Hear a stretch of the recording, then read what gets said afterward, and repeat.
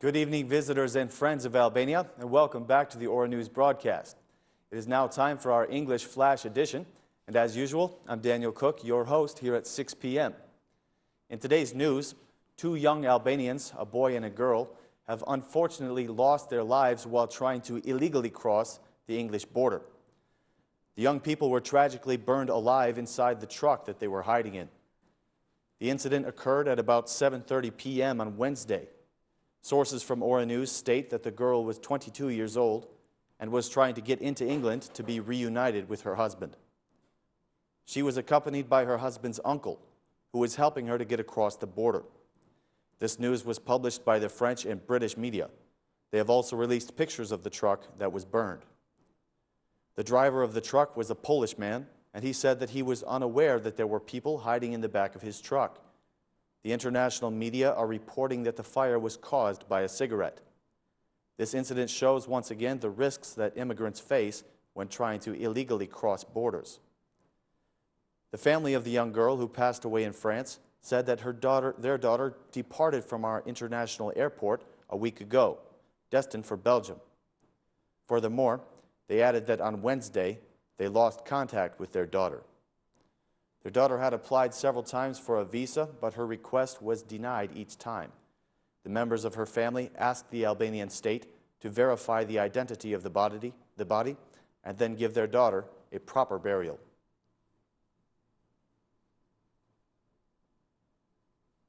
Several of the Albanian institutions have pulled together and organized a cooperative meeting to help fight against the problem of corruption in our society.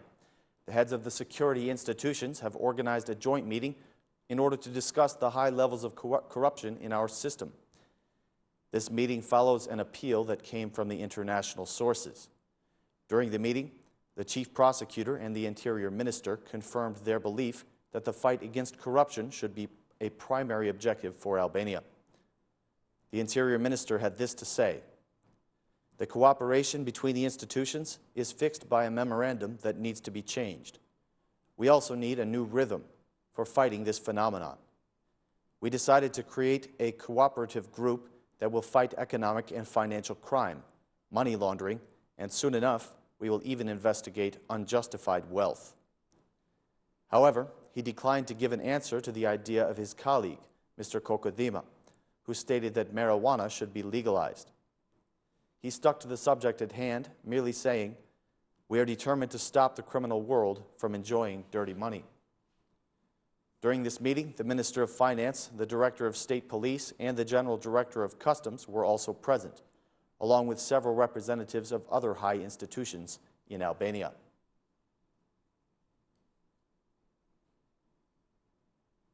The head of the Democratic Party, Lulzim Basha, has once again encouraged the people of Albania to rise up and join in the protests that will be held tomorrow. The protest is going to be held out in front of the Prime Minister's building. "This protest has a great objective," said Mr. Basha. "It aims to join the voice of the opposition with the voices of the unions and the youth. It aims to stop the increasing of electricity prices. It aims to stop the increasing of taxes. And it intends to say no to the increase of student fees. The purpose of this protest is to say no to crime and corruption," stated Lulzim Basha in front of dozens of young people. He urged everyone living in Albania to gather tomorrow in the Skanderbeg Square and to fight for their economic and social rights.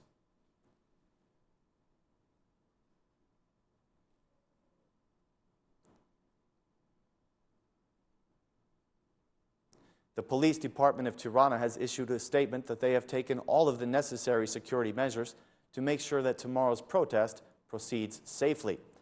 In their official announcement, the police of Tirana confirmed that they are not going to allow vehicles at all in several areas of the city, including the Skanderbeg Square and the Mother Teresa Square. They say that this restriction will begin at 10 a.m. In these areas, the police of the capital will forbid people to park their vehicles and will stop the movement of all vehicles until the protest is finished. The Democratic Party has stated that thousands of people are going to gather tomorrow to protest in front of the Prime Minister's office.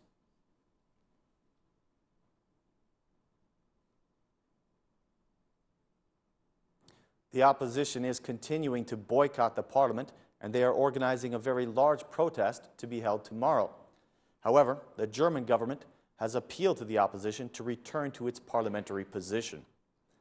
This appeal came from the German Minister for European Matters, who made the plea that both political sides must cooperate in order to bring Albania even one step closer to European integration. The political parties must cooperate, he said, in a constructive attempt to implement the reforms. A difficult road like this one can be surpassed by joining forces. Debate is a natural part of politics, but debate must be done inside the parliament, stated the German Minister for European Matters. He expressed his support for the integration process of Albania and said that the date for opening negotiations will be determined by the Albanians themselves when they fulfill their obligations. His declarations came during a meeting with his Albanian counterpart. The Albanian foreign minister said that Albania has a great deal of work ahead in order to bring down the wall that separates it from the rest of Europe.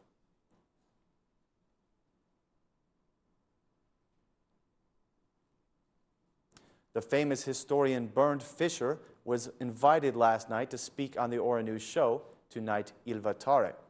During his interview, he said that he was writing a brief historical summary of Albania during World War II. He said that his summary would tell the history of Albania during this time in just 18 pages, but it would not be an easy task. He did not want to debate about the exact date of the liberation of Albania, but he has uncovered some documents that reveal the date that the last German left the country. According to him, the 14-year reign of King Zog was disappointing, but he said that Zog was the king that created a nation, even though he was unable to create a state. To him, Enver Hoxha was one of the most brutal and cruel dictators of Eastern Europe, and according to him, Hoxha's wife was also largely responsible for the brutality. He has met her several times, and he claims that she is trying to do everything she can to improve the image of the former Albanian dictator. Regarding the current government, he says that it is doing positive things, but he warns about the danger of an absolute majority, such as the one that exists in Albania. When asked about the Albanian people, he had only one answer, that they are truly unique.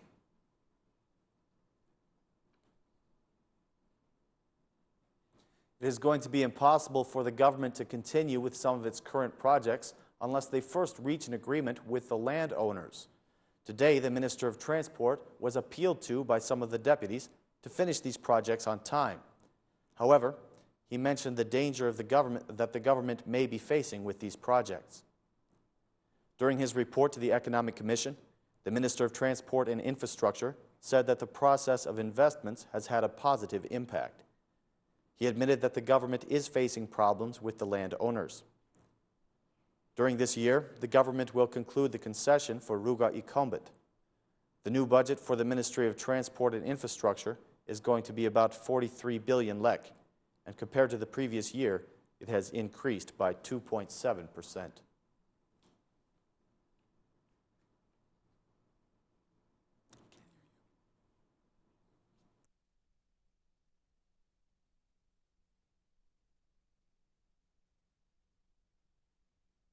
The Macedonian Prime Minister Nikole Gruevski has spoken in public for the first time in Albanian, or at least he tried to.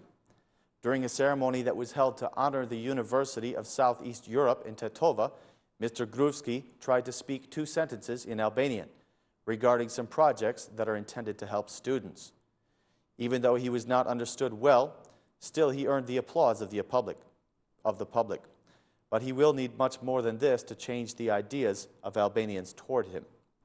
So far, the Macedonian Prime Minister has not been very cooperative with Albanians, especially in the project Skopje 2014, in which he tried to present some well-known Bulgarian and Albanian figures as if they were from Macedonia.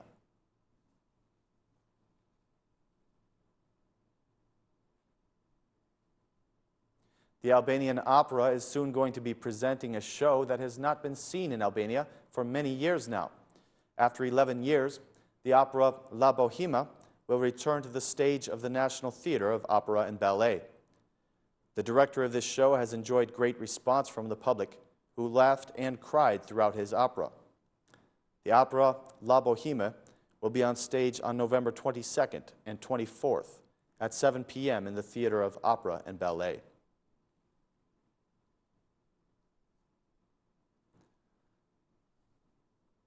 Ladies and gentlemen, that is all the news for this evening. We thank you for watching. Please join us again tomorrow at 6 p.m. for more Albanian news in English, right here on OR News. Thank you and good night.